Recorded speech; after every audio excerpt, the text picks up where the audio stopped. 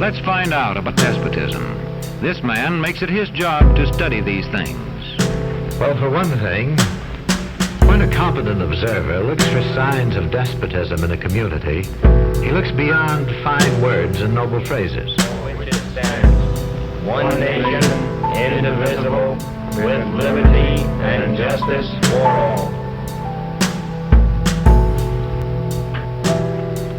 A careful observer can use a respect scale to find how many citizens get an even break.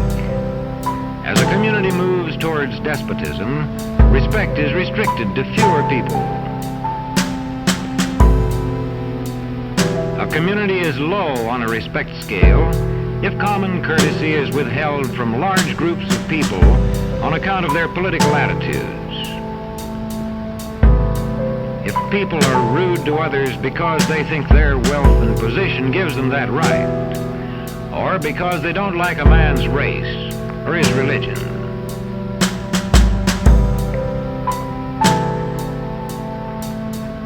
A power scale is another important yardstick of despotism. It gauges the citizens' share in making the community's decisions. Communities which concentrate decision-making in a few hands rate low on a power scale and are moving towards despotism. Today, democracy can ebb away in communities whose citizens allow power to become concentrated in the hands of bosses. What I say goes, see? I'm the law around here. The test of despotic power is that it can disregard the will of the people. It rules without the consent of the governed. In a downright despotism, opposition is dangerous whether the despotism is official or whether it is unofficial.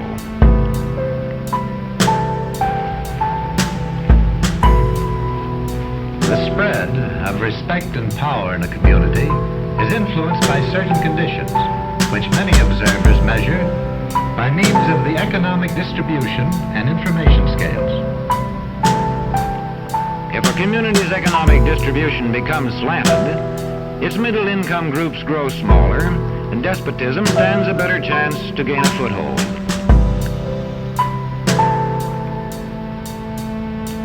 Where land is privately owned, one sign of a poorly balanced economy is the concentration of land ownership in the hands of a very small number of people.